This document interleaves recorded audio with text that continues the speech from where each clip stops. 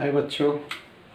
तो आज हम लोग 11th के सम बेसिक कॉन्सेप्ट चैप्टर से लॉज ऑफ केमिकल कॉम्बिनेशन को पढ़ने वाले हैं। आप जानते हैं केमिकल कॉम्बिनेशन के 5 लॉ है जो बोर्ड पर हम लिखे हैं। Laws of conservation of mass, law of constant proportion या डिफिनिट प्रोपोर्शन, तीसरा है लॉज ऑफ मल्टीपल प्रोपोर्शन, चौथा है लॉज ऑफ रेसिप्रोकल प्रोपोर्शन और पांचवा है Gay Lussac law of combining of volume. ये डिफरेंस साइंटिस्ट को द्वारा कब कब दिया गया वो लिखा हुआ है। Laws of conservation of mass Lavoisier ने दिया था। Laws of constant proportion Proust ने 1799 में दिया था। Laws of multiple proportion Daltons ने 1804 में दिया था और रेसिप्रोकल प्रोपोर्शन रिचर्ड ने 1792 में दिया था और गे-लुजैक साहब ने ही 1808 में दिया था। तो ये डिस्कस करना है, तो हम लोग चलिए पहला ये डिस्कस करते हैं। पहला कौन है? Laws of conservation of mass. Laws of conservation of mass ये कहता है कि मैटर, इसके 2 स्टेटमेंट है। Statement 1, matter neither be created nor be destroyed। वाह, कितना बड़का बात बोले। मैटर को न बनाया जा सकता है और नहीं डिस्ट्रॉयड किया जा सकता है। चलिए मान लेते हैं। दूसरा कहता है in all physical and chemical changes, sum of total mass of reactants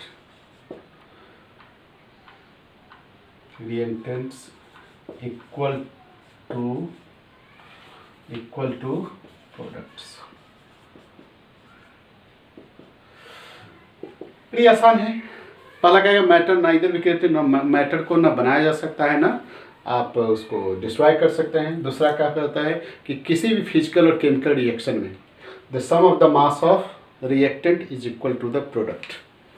और एग्जाम्पल देखिए फिजिकल प्रोसेस में, फिजिकल चेंजेज में। ये बहुत सिंपल सा है, आप लोग जानते हैं, इसलिए ज़्यादा इसमें हम लोग समय नहीं देंगे। आप सब बच्चा इसको जानते हैं। देखिए एक डब्बा में हमने आइस ले लिया, आइस का टुकड़ा ले लिया, ये आइस है। इसको आप हीट कीजिए, गर्म कीजिएगा तो ये इस पानी में चेंज हो जाएगा, ये पानी में चेंज हो जाएगा। तो इसका कहता आइस का जो वेट होगा, वो किसके? वाटर के वेट के बराबर होगा। तो रिएक्टेंट या प्रोडक्ट मानिए। फिजिकल चेंजेस में कोई मास में चेंजेस नहीं होगा। दूसरा, यदि आप केमिकल चेंजेस में आप लेते हैं, दूसरा आप केमिकल चेंजेस में एक एग्जांपल लीजिए।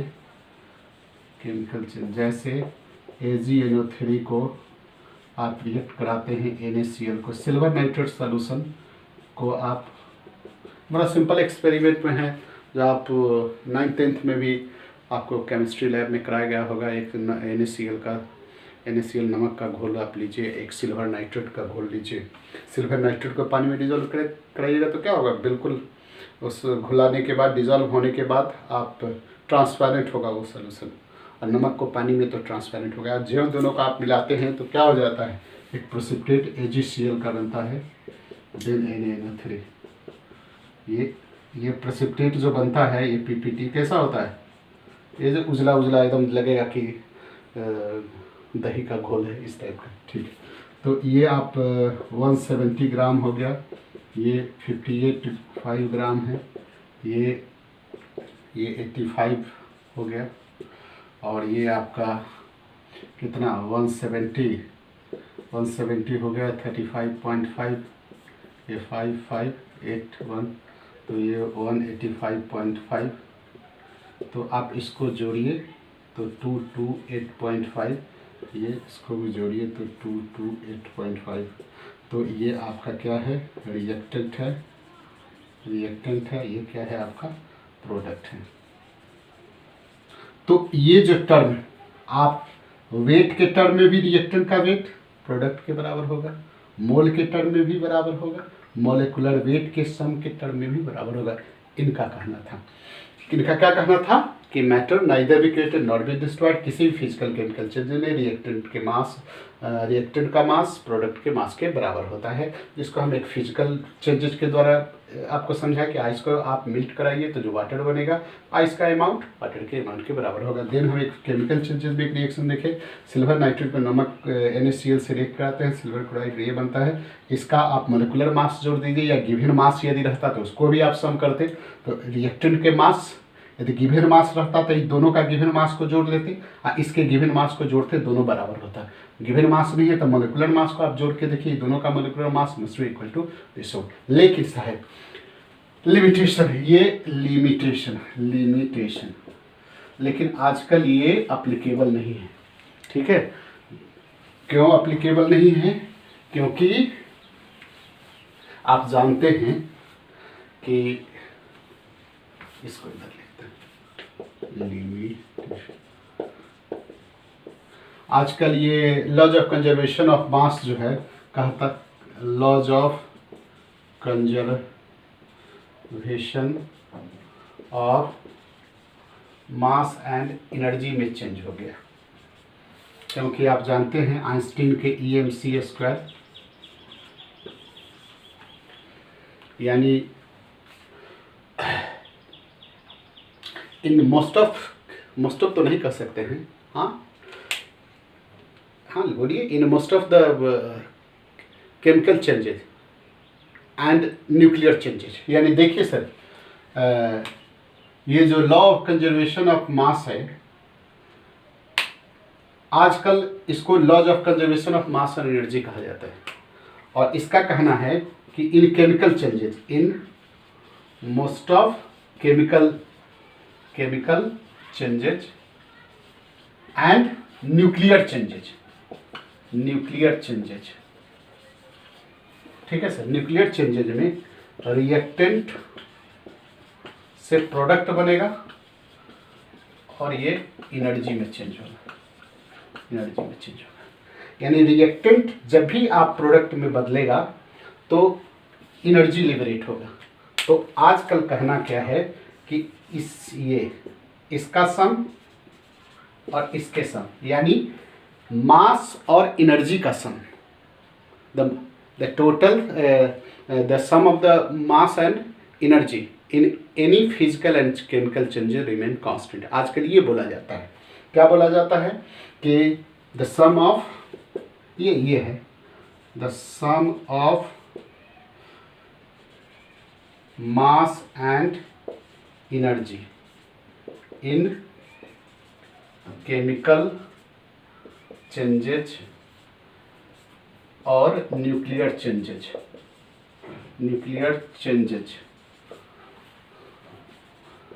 मस्ट बी कांस्टेंट बराबर होता है। काहे? क्योंकि यदि ये रिएक्टेंट है तो प्रोडक्ट बनेगा, अब प्रोडक्ट के बाद कुछ एनर्जी लॉस करेगा। न्यूक्लियर चेंजेज में आप देखते हुइएगा कि न्यूक्लियर रिएक्शन है, न्यूक्लियर फिशन में आप देखते होंगे कि आप यूरेनियम को तोड़ते हैं तो एक दूसरा प्रोडक्ट बनता है। आप न्यूक्लियर फिशन पढ़ते होंगे, फिजिक्स में ही पढ़ते होंगे। ट्रांस यूरेनिक एलिमेंट जानते हैं ना, 92 के बाद जितने भी एलिमेंट थे दैट ऑल का transuranic element, because all they are found by decomposition of uranium. तो यूरेनियम डिसइंटीग्रेट करता है और एक दूसरे एलिमेंट में चेंज होता है और उस समय एनर्जी निकलता है ना, एनर्जी निकलता है, न्यूट्रॉन प्रोटॉन ये सब लॉस करता है। तो आपका ये प्रोडक्ट, अब न्यूक्लियर रिएक्शन हम आपको नहीं बता रहे हैं, एग्जाम्पल के तौर पर आप समझ सकते हैं। तो उस समय ये प्रोडक्ट हो गया और एनर्जी, तो प्रोडक्ट और एनर्जी का सम, ये दोनों का सम इक्वल टू ये होता है। ठीक है, तो ये laws of conservation of mass and energy, laws of conservation of mass में चेंज हो गया, तो दिस इज अप्लीकेबल। तो चलिए आप लिखिए, इस पर हम क्वेश्चन डिस्कस करेंगे।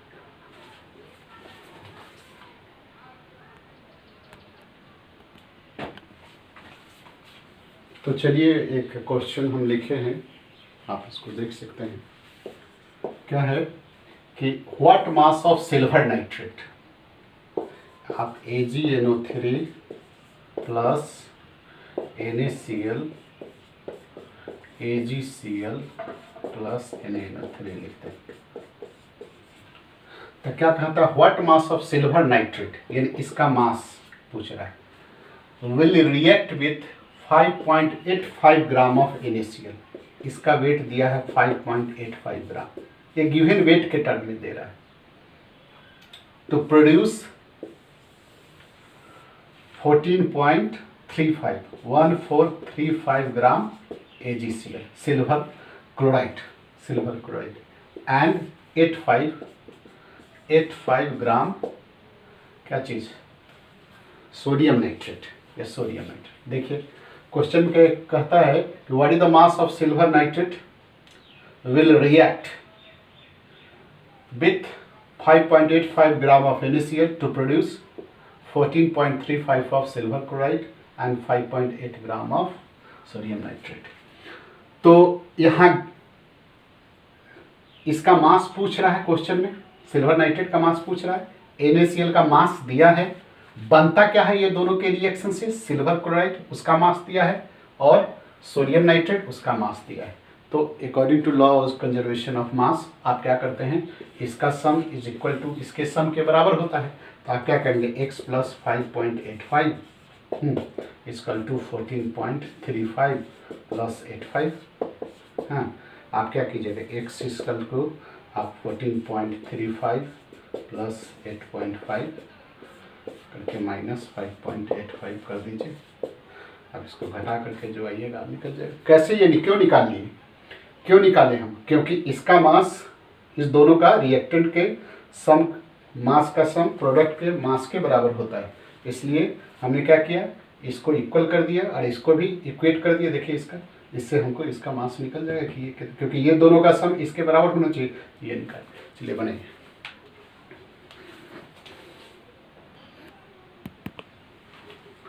तो लॉज ऑफ कांस्टेंट प्रोपोर्शन या लॉज ऑफ डेफिनिट प्रोपोर्शन, आप जानते हैं ये स्टेटमेंट कंपाउंड्स का जो आप डिफिनीशन देते हैं वही है कि chemical compound is always made up of atoms of same element combined together in definite proportion by weight. यानी कोई भी कंपाउंड सेम एलिमेंट से एक दूसरे से रिएक्ट करके डिफिनिट प्रोपोर्शन में रिएक्ट करके बनता है। क्या बोलते हैं, compounds is always made up of atoms of same element combined together in A definite proportion by weight.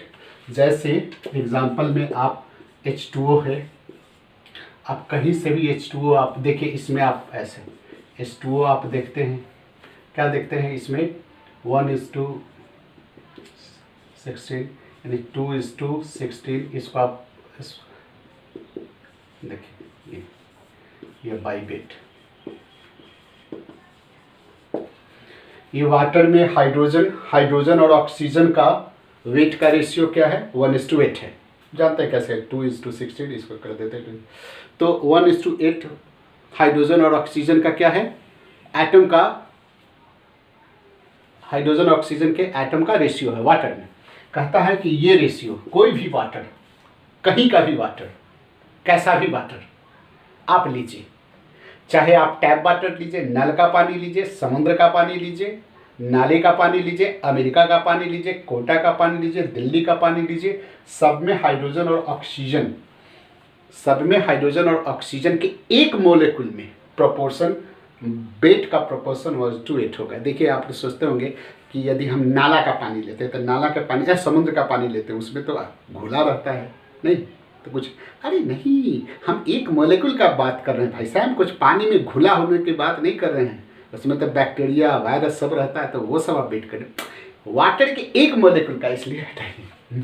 तो देखिए कहीं का भी आप वाटर लीजिएगा, चाहे आप टैप वाटर लीजिए, चाहे आप सी वाटर लीजिए, चाहे आप पॉन्ड्स का वाटर लीजिए, और उसके एक मोलेकुल का एनालिसिस कीजिए भाई साहब। हाँ, उसमें घुला हुआ water, what is the dissolve amount, ये आपको नहीं पता करना है, उसके एक मोलेकुल का आप एनालिसिस कीजिएगा तो उसमें हाइड्रोजन और ऑक्सीजन का वेट का जो प्रोपोर्शन होगा 1:8 होगा। इसका मतलब यही है कि H2O कहीं से भी लीजिए उस वो सेम प्रोपोर्शन सेम एलिमेंट से बनेगा, सेम प्रोपोर्शन में बनेगा। चलिए वैसे ही एक दूसरा एग्जांपल और कर सकते हैं। आप क्या CO2 लेते हैं, CO2 इसमें आप देखिए 12 और इसका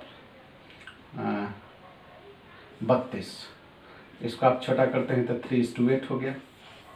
वेट की तरफ कहता है ये CO2 आप डिफरेंट वे से लीजिए। कैसे?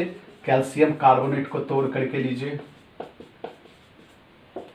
या कैल्शियम कार्बोनेट को आप 2HCl से रिएक्ट करा करके CaCl2 H2O या CO2 से लीजिए, या आप इसको कार्बन को ऑक्सीजन में जला करके लीजिए, बर्न करा के लीजिए।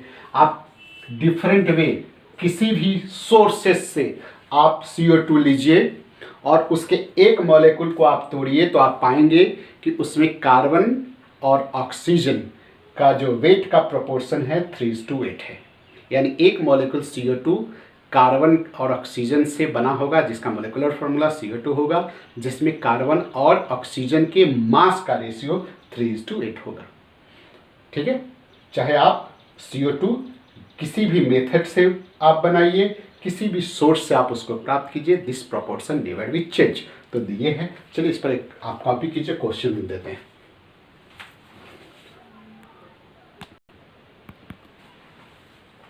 तो देखिए एक क्वेश्चन हम लिखे हैं 2.16 gram of copper, 2.16 gram of copper metal. ये कॉपर मेटल को हम HNO3 से रिएक्ट कराते हैं। जब HNO3 से हम रिएक्ट कराएंगे कॉपर को तो कॉपर का नाइट्रेट बनेगा। तो कहता है उस नाइट्रेट को आप इग्निट्स कर दीजिए, जला दीजिए, तो कॉपर ऑक्साइड बनता है। कितना बनता है? 2.70 ग्राम। कॉपर को लिए, कॉपर का वेट दिया हुआ है, उसको कॉन्क HNO3 से रिएक्ट कराए तो नाइट्रेट बनेगा, कॉपर नाइट्रेट बनेगा। पूरा रिएक्शन लिखने की जरूरत नहीं है, जो जरूरत कॉपर नाइट्रेट बना, उस नाइट्रेट को यदि आप जला देते हैं तो कॉपर ऑक्साइड बनता है। तो यहाँ दो चीज़ है, कॉपर कितना है 2.16 ग्राम और कॉपर ऑक्साइड कितना है, इतना है, एक एक्सपेरिमेंट में। दूसरे एक्सपेरिमेंट में देखिए ये कॉपर ऑक्साइड है, ये कॉपर ऑक्साइड है, उसको आप रिड्यूस कर देते हैं हाइड्रोजन से, यानी कॉपर ऑक्साइड को रिड्यूस कर देते हैं। कॉपर ऑक्साइड जानते हैं, कॉपर ऑक्साइड को हाइड्रोजन के साथ रिएक्ट कर देते हैं तो कॉपर बनता है और वाटर बनता है। तो कॉपर यहाँ दूसरे एक्सपेरिमेंट में आप क्या किया, कॉपर ऑक्साइड को हाइड्रोजन से तोड़ करके रिड्यूस करके आप कॉपर मिल रहे। तो पहला एक्सपेरिमेंट में क्या है, ये कॉपर है, ये कॉपर ऑक्साइड है। दूसरा एक्सपेरिमेंट में क्या है, ये कॉपर ऑक्साइड है और ये कॉपर है। तो इस दोनों से आपको ये प्रूव करना है कि ये डाटा आपका laws of different proportion follow कर। तो देखिए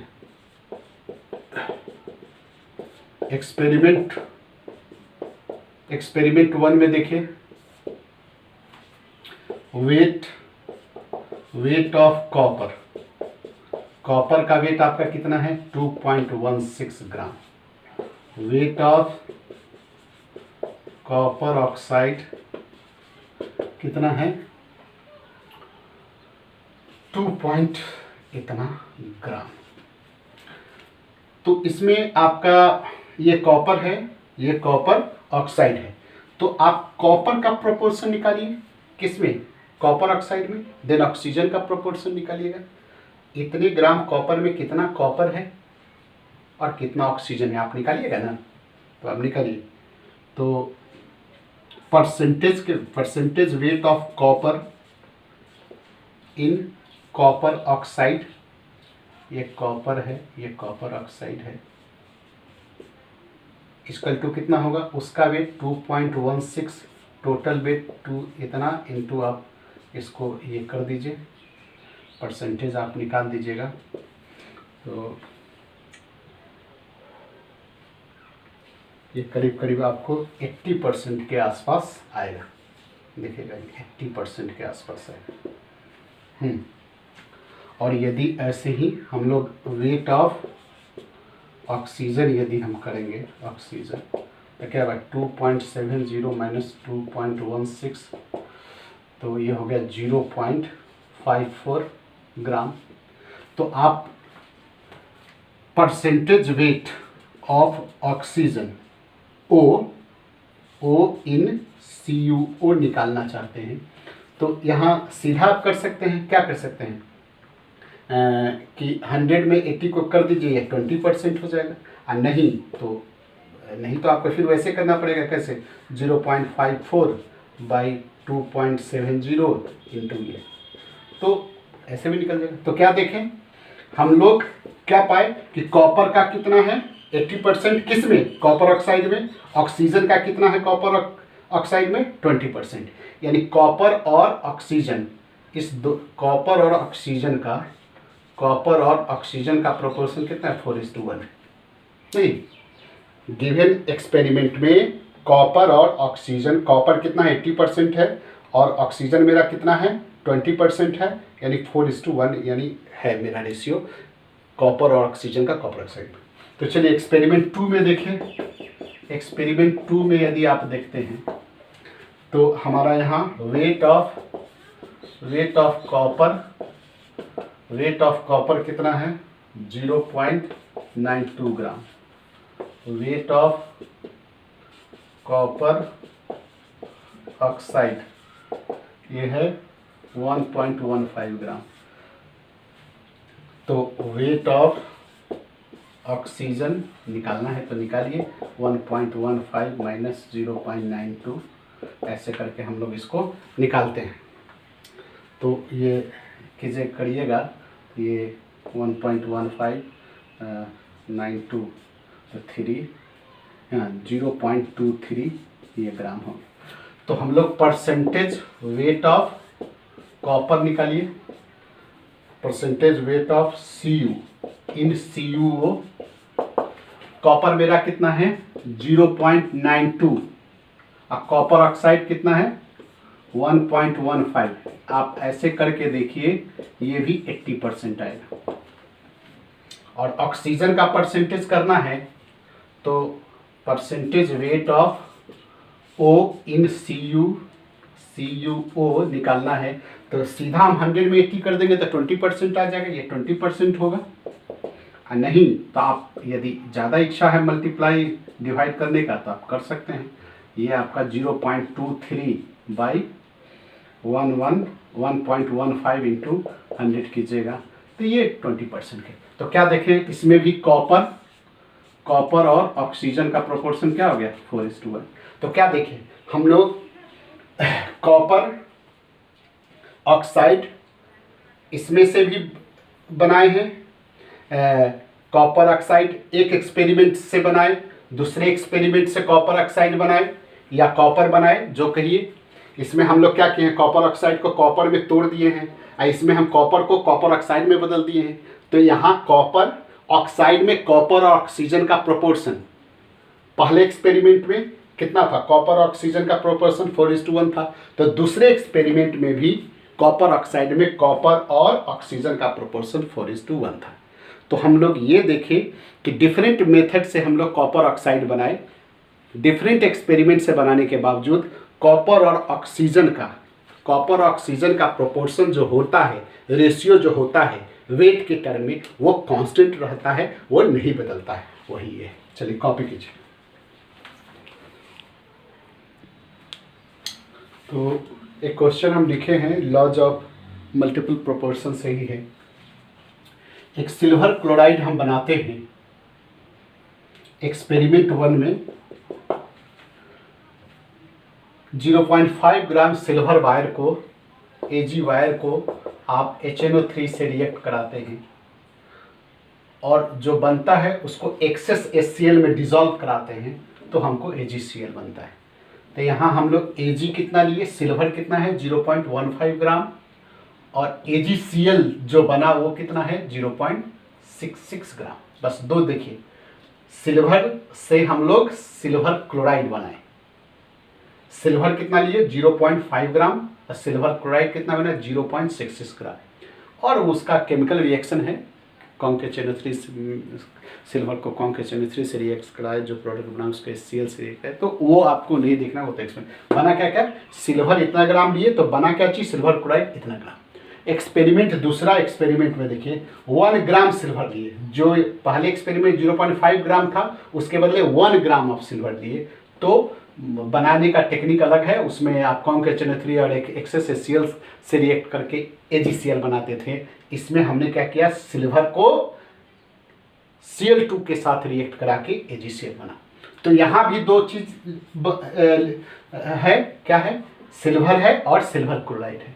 यहाँ भी सिल्वर है और सिल्वर क्लोराइड है। तो आपको प्रूव करना है कि दिस एक्सपेरिमेंट फॉलो यावेट लॉज ऑफ मल्टीप्लिकेशन। तो हमने एक्सपेरिमेंट 1 में लिखा, जस्ट जो इससे पिछला क्वेश्चन बनाए थे वही है, सेम टू सेम है, तो समय बच जाएगा। वेट ऑफ Ag इतना है, ये वेट ऑफ AgCl इतना है, क्लोरीन इतना हो गया, Ag का परसेंटेज कितना होगा, Ag इतना बाई टोटल इतना सिल्वर है इतना में इंटू ये देखिए, तो क्लोरीन का कितना होगा, 100 से आप घटा देंगे इसको Ag को तो क्लोरीन का निकल जाएगा, नहीं तो फिर इससे पिछले वाले में बताए थे परसेंटेज कैसे निकालेंगे, ये 0.1 यहाँ 0.16 बाई 0.66 इंटू 100 करके भी ऐसे करेंगे तो अभी आपको इतना ही आएगा। तो यहाँ Ag और Cl का प्रोपोर्शन कितना है, 3:1, ये 75.76 है, ये 24.24 को कीजिएगा तो क्या 3:1। Ag कितना है प्रोपोर्शन Ag और Cl का 3। अब देखना है कि यही Ag और Cl का प्रोपोर्शन दूसरे एक्सपेरिमेंट में रहता है कि नहीं। ठीक है, दूसरे एक्सपेरिमेंट में का कंडीशन क्या है, Ag कितना है 1 ग्राम, AgCl कितना है, यहाँ देखिए 1.32 ग्राम। तो क्लोरीन कितना हो गया, AgCl में से Ag को घटा दीजिए तो ये मेरा क्लोरीन हो गया। तो Ag का परसेंटेज किस में, AgCl में क्या करें, Ag का वेट बाई AgCl का वेट इंटू 100। तो ये मेरा क्या चीज निकला, Ag का परसेंटेज निकला, क्लोरीन का भी परसेंटेज इतना हो गया। तो क्या देख रहे हैं, दोनों का प्रोपोर्शन किस में, Ag और Cl का वेट का प्रोपोर्शन AgCl में कितना है, 3:1, वही है जो एक्सपेरिमेंट 1 में था। तो दैट्स वाई ये हमारा फॉलो कर रहा है। तो एक चीज याद रखना है कि लॉज ऑफ मल्टीपल प्रोपोर्शन जो होता है, इसको कॉपी कीजिए, laws of multiple proportion limitation है कि it not obeyed in a case of isotopes, of element।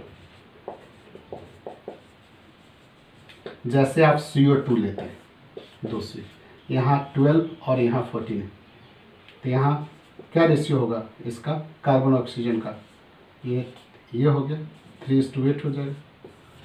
यहाँ जबकि ये 14 × 30 देखिए कुछ भी होगा, 3:8 नहीं होगा। देखिए हटाइए, यहाँ देख रहे हैं ये प्रोपोर्शन वेरी करेगा क्योंकि कार्बन का आइसोटॉप्स हम बदल गया, यहाँ 12 था ये 14 वाला हो गया। तो आइसोटॉप्स यदि बदल जाएगा तो ये लॉ फॉलो नहीं करेगा। लिखिए आगे,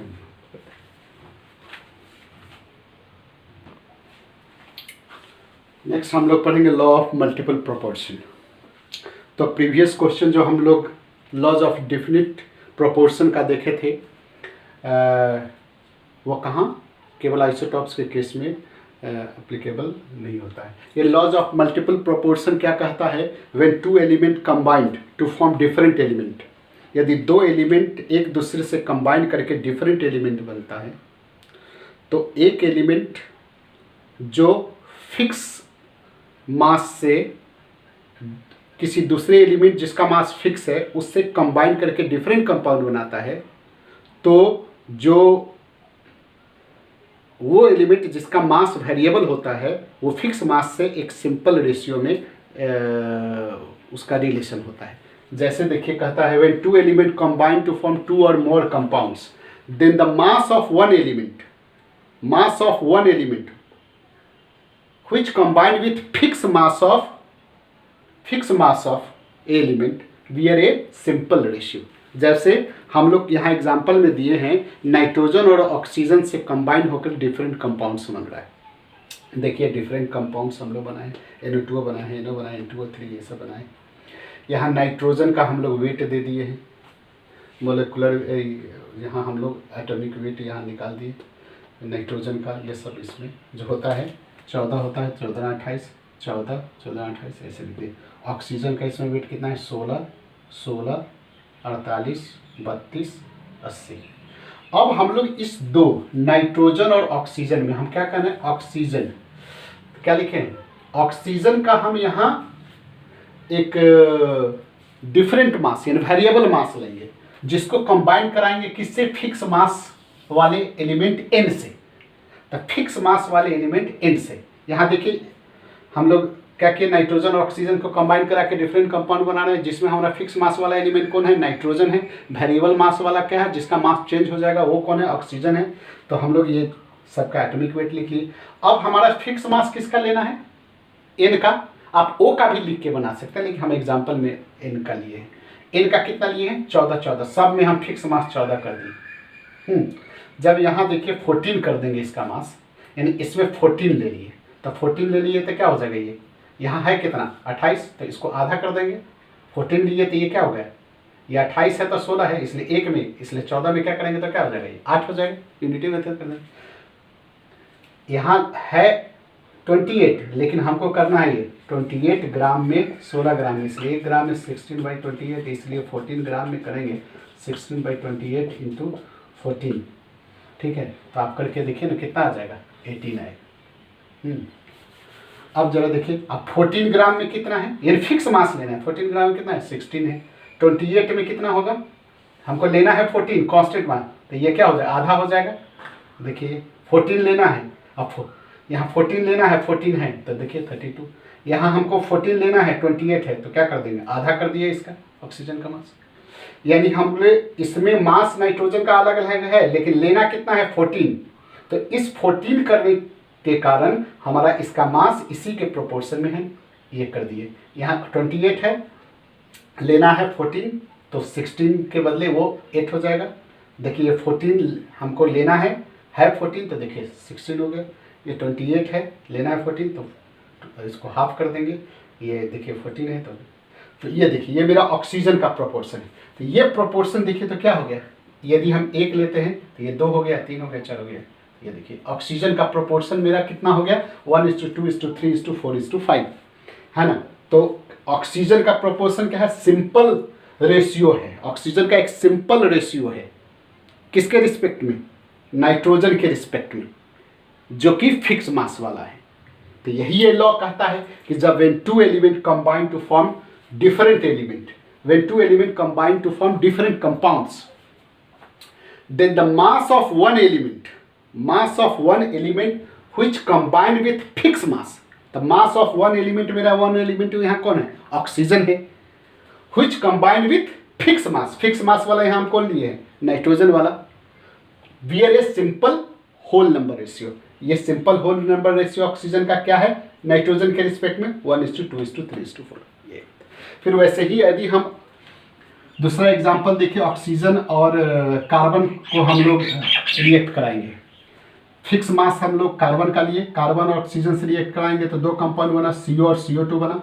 कार्बन का वेट हो गया 12, ऑक्सीजन का वेट 16:32 हो गया। यदि हम कार्बन का फिक्स मास लेते हैं तो ऑक्सीजन का रेशियो क्या हो गया, ये 16 है तो 1 हो गया, ये 2 हो गया। तो फिक्स मास, यहाँ फिक्स मास वाला कार्बन के रिस्पेक्ट में ऑक्सीजन का रेशियो क्या है, 1:2। तो ये चलिए इसको देखिए, इस पर क्वेश्चन हम लोग देते हैं।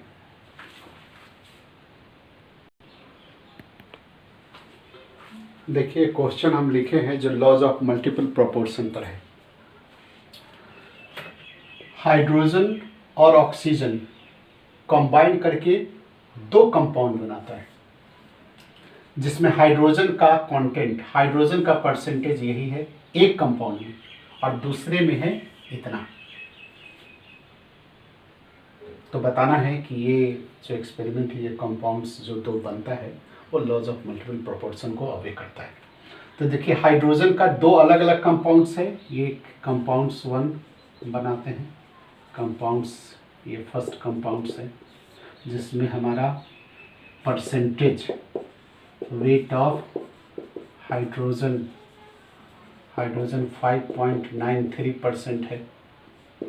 तो परसेंटेज वेट ऑफ ऑक्सीजन हम निकाल लेंगे, है ना, चूँकि हाइड्रोजन और ऑक्सीजन के मिलने से कंपाउंड बनता है, तो हाइड्रोजन का परसेंटेज इतना है, तो उस कंपाउंड में ऑक्सीजन का परसेंटेज आप 100 माइनस 5.93 करके निकाल लेंगे, 94 पॉइंट आप 94 पॉइंट आपका कितना 07 94.07 परसेंटेज आ जाएगा। तो आपको क्या करना है कि इस हाइड्रोजन और ऑक्सीजन में से फिक्स मास वाला कोई एक एलिमेंट लेना है, तो उसका मास फिक्स करना है और उससे दूसरे का वेट निकालना है। तो हम लोग लेट मान लिए if we react one part of we react fixed mass one part of hydrogen with oxygen। हमने we react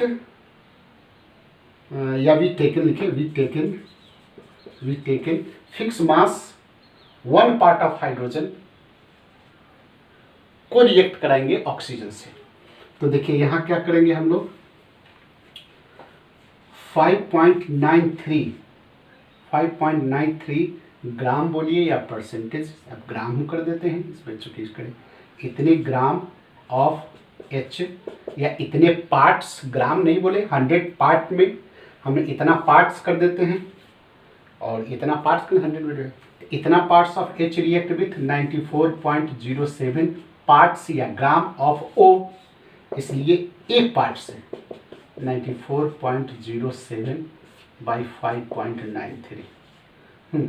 जब हम इसको रिएक्ट करके बताएंगे तो ये 15.86 ये इतना पार्ट्स आएगा। तो एक ग्राम से या एक पार्ट से ऑक्सीजन कितना, इतना पार्ट्स रिएक्ट करता है। तो चलिए अब यही हम दूसरे कंपाउंड्स में देखते हैं, कंपाउंड्स 2 में देखते हैं।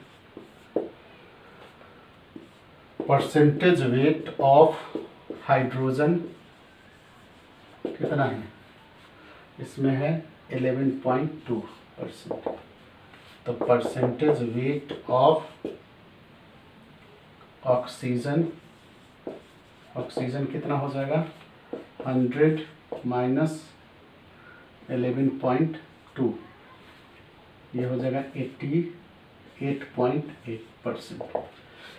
फिर वैसे ही हम लोग यहाँ फिक्स मास लेंगे 1 ग्राम हाइड्रोजन का, तो क्या लिखेंगे 11.2 पार्ट्स लिखे चूँकि हम लोग ग्राम में पार्ट्स कर देते हैं, चूँकि 1 पार्ट्स लिए हैं, हाँ, तो इतना पार्ट्स, इतने parts of H combined with कितना 88.8 पार्ट्स ऑफ O, इसलिए 1 पार्ट से 88.8 बाई 11.2 आप कराएंगे तो ये 7.9 पार्ट्स होगा।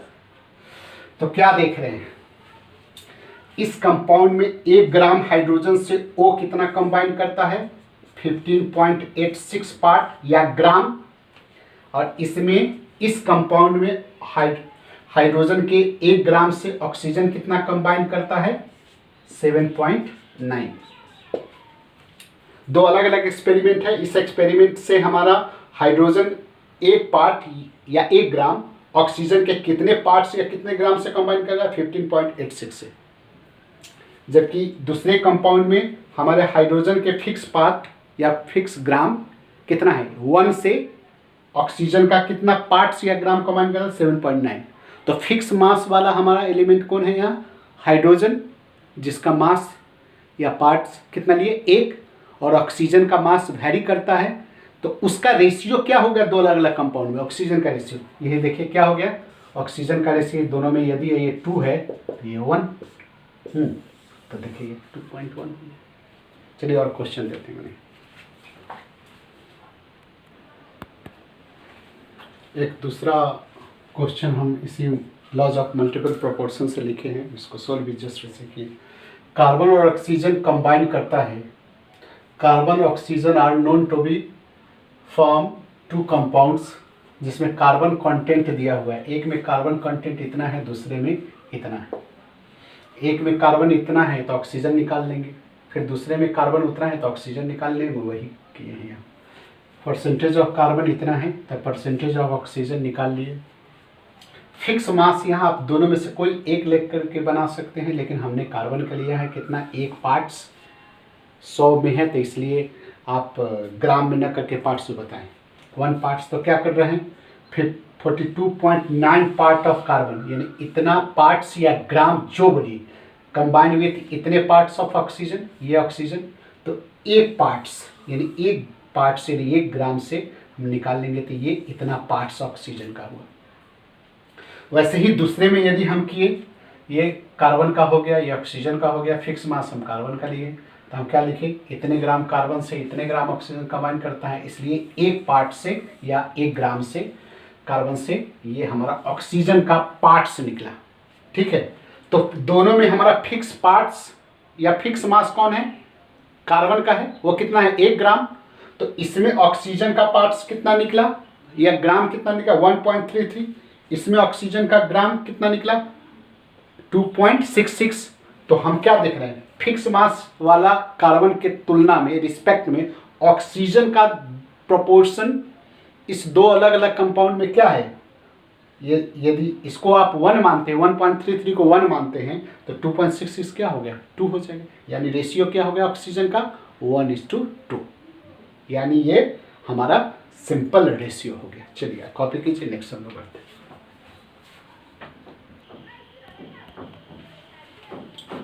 तो नेक्स्ट है लॉज ऑफ रेसिप्रोकल प्रोपोर्शन। इसमें ज़्यादा बच्चों लोगों को कन्फ्यूज़न होता है, इसलिए हमने लैंग्वेज में थोड़ा सा अपने हिसाब से कर्टेल किया है। ऐसा मत तो समझिएगा एकदम टेक्निकली करेक्ट कर नहीं सोचिएगा, उसको थोड़ा सा अपने समझने के लिए कर्टेल क्या कर रही है। देखिए, when two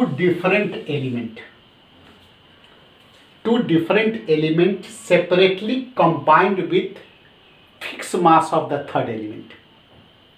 यहाँ एक एग्जांपल देखिए, 2 डिफरेंट एलिमेंट, हमने 2 डिफरेंट एलिमेंट कार्बन और ऑक्सीजन लिया, समझते जाइए, 2 डिफरेंट एलिमेंट कार्बन और ऑक्सीजन लिया, separately combined with fix mass of the third element.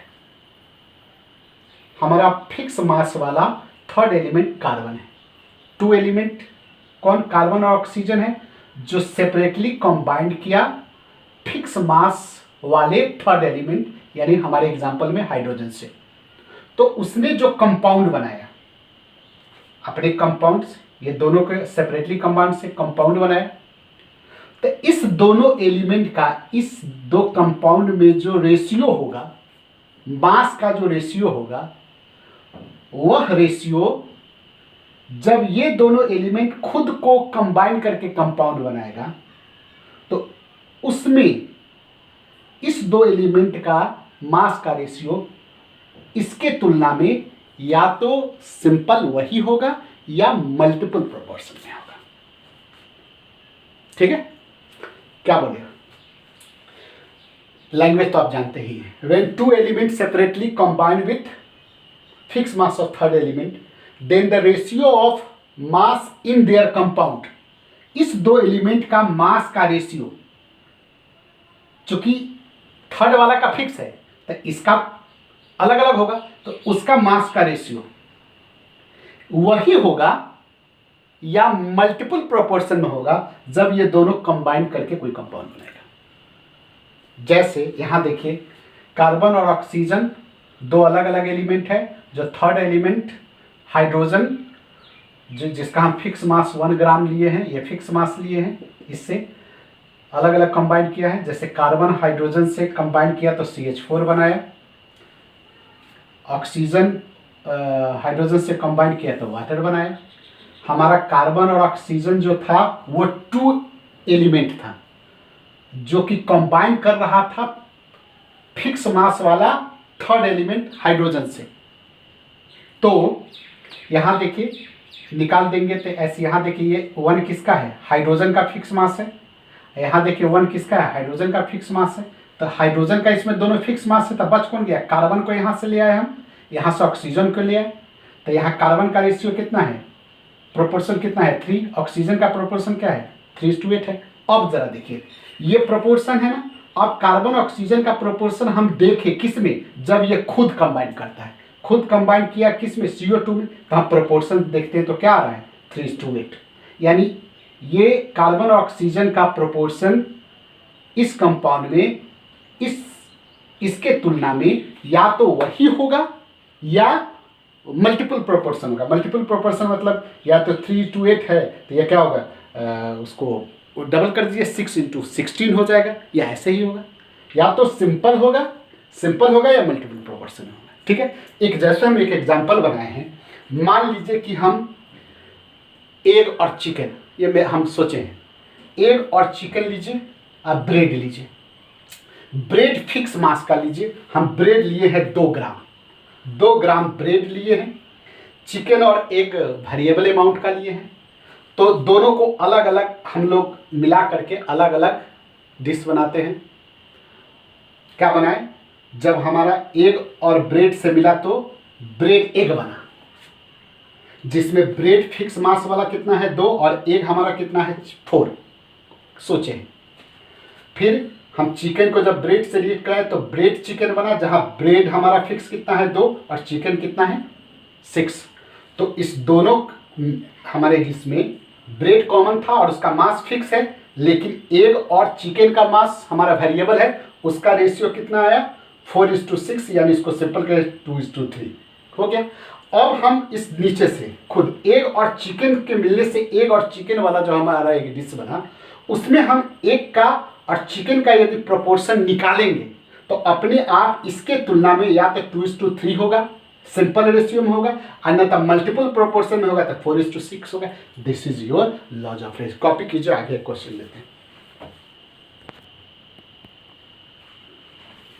तो देखिए एक इस पर क्वेश्चन है, कार्बन डाइऑक्साइड कंटेन इतने % कार्बन। देखिए कार्बन और ऑक्सीजन के मिलने से कार्बन डाइऑक्साइड बनाया, जिसमें कार्बन इतने % है, कार्बन इतने % है तो ऑक्सीजन आपका पता हो जाएगा। कार्बन डाइसल्फाइड में क्वेश्चन दिया है, कार्बन डाइसल्फाइड में कार्बन इतने % है तो सल्फर कितना होगा आपका पता चल जाएगा। फिर सल्फर ट्राइऑक्साइड में सल्फर 50%, सल्फर ट्राइऑक्साइड में सल्फर यदि 50% है तो ऑक्सीजन। 3 कंपाउंड दिया है, 3 अलग अलग एलिमेंट से बना है, कार्बन, सल्फर और ऑक्सीजन से। हमने यहाँ किया है, आप किसी को भी फिक्स वाला ले सकते हैं, इसको भी फिक्स लेके बना सकते हैं। हमने यहाँ फिक्स वाला कार्बन को लिया, यहाँ इसका 1 पार्ट्स, चूँकि % में है तब पार्ट बोलेंगे, 1 पार्ट से हम इस दोनों को कंबाइन कराएंगे। तो यहाँ 2 डिफरेंट एलिमेंट मेरा S और O हो गया, जो सेपरेटली कंबाइन कर रहा है फिक्स मास वाला C से। तो जब ऑक्सीजन इससे कंबाइन किया तो CO2 बना, सल्फर जब इससे कंबाइन किया तो कार्बन डाइसल्फाइड बना। ठीक है, अब जरा देखिए इसमें यहाँ तो मास अलग अलग है, तो हम क्या कर रहे हैं, सो देखिए इसका फिक्स मास करना है तो 1 ग्राम कैसे करेंगे, तो देखिए 15.79 पार्ट्स या ग्राम कंबाइंड विथ इतना पार्ट्स ऑफ सल्फर, इसलिए 1 पार्ट्स, ये हमारा 5.33, और यहाँ से सल्फर को ला के यहाँ रख दिए तो सल्फर कितना है 5.33 पार्ट्स है। कब, जब कार्बन मेरा कितना है 1 पार्ट्स, यानी फिक्स मास हमारा 1 है।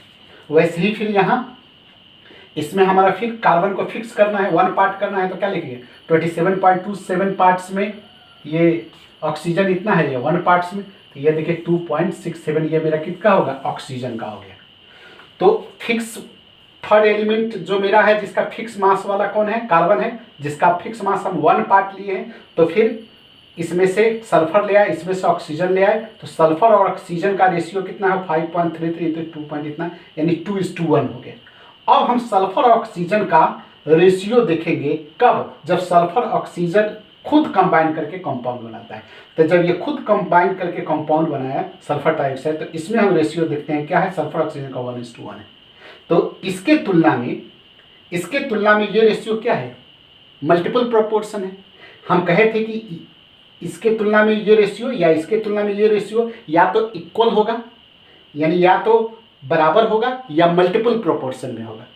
क्या होगा, यदि यह 1.1 है तो ये 1.2 है या 2.1 है। यदि यह 1.2 होता तो ये क्या होता, 1.2 होता या 1.4 होता, मल्टीपल प्रोपोर्शन में, या तो बराबर हो सकता है या मल्टीपल प्रोपोर्शन में हो सकता है। चलिए कॉपी कीजिए।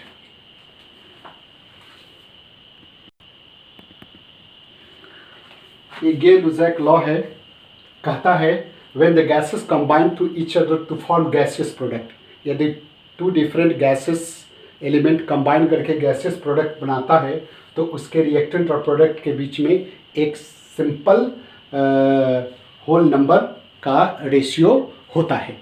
शर्त यही है कि रिएक्टेंट और प्रोडक्ट सब गैसियस स्टेट में होना चाहिए। जैसे H2Cl2 से Cl बना तो यहाँ देखिए सबका रेशियो के सब गैसियस स्टेट में रेशियो क्या 1:2 है। वैसे ही H2O2 और H2 में 2:1:2 है। जब अमोनिया के फॉर्मेशन में N2+3H2 बनाता है तो इसमें वॉल्यूम का उसका रेशियो क्या है 1:3:2 है। तो दिस इज गे-लुसाक लॉ, आप इसको जानते हैं। तो थोड़ा वीडियो बहुत लंबा नहीं होना चाहिए, नहीं तो आप तो बढ़ा दीजिएगा, लेकिन फिर भी बहुत अच्छे से हमने बताने का प्रयास किया है। हमको पूरा विश्वास है कि आप इसको अच्छा से पढ़ेंगे। थोड़ा वीडियो बड़ा है, फिर भी कोई बात नहीं, आप थोड़ा आराम से पढ़ेंगे तो सभी क्वेश्चन बन जाएगा और अच्छा से आपको समझ में आएगा। तो मिलते हैं नेक्स्ट वीडियो में, बाय।